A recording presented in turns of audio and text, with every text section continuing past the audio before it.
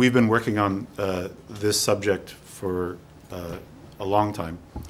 I think you're very brave to come here, and I think it's very important that individual cases be pursued, because sometimes when people hear a large number of abuses, they can't focus and it all becomes political and the individuals are forgotten. So I'm glad that you are doing this, and we would support your efforts. I don't expect much from the Italian embassy, and the Japanese embassy has also been very bad. A few years ago, a Japanese photographer was killed in Burma during the protests. The Japanese government didn't lift a finger. And usually this is because they have other interests. And they have other interests. And I don't know what the Italian government's interests would be, but I just want to add a couple of points, if I may.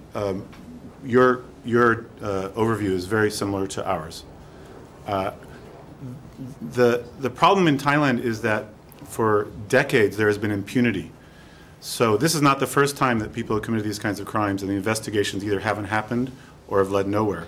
In 1992, the military slaughtered a lot of people in Bangkok. Under Prime Minister Thaksin, there was the Krusei massacre, the Takbai massacre. Your staff suggested I could make some points, so I'm going to take the opportunity. There are lots of people here, so. And there is impunity. The problem is that the military has all the cards. They're supported by the palace. And this is really a fight between the palace and the military on one side, and Thaksin and some of the red shirt leaders on the other side. I do want to add just two quick points. One, the document that was circulated today suggests that Bangkok was burned by people acting on behalf of the government. All the evidence is the otherwise.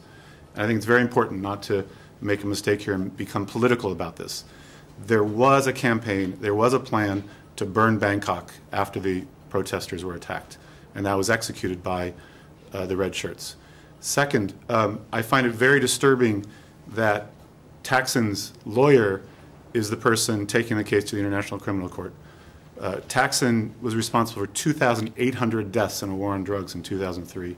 He was responsible for many more serious abuses. The important thing here is to go after everybody. The army is responsible, the government is responsible, the red shirts are responsible. I fear many of the protesters were used by red shirt leaders, just like many of the yellow shirts have been used by the military.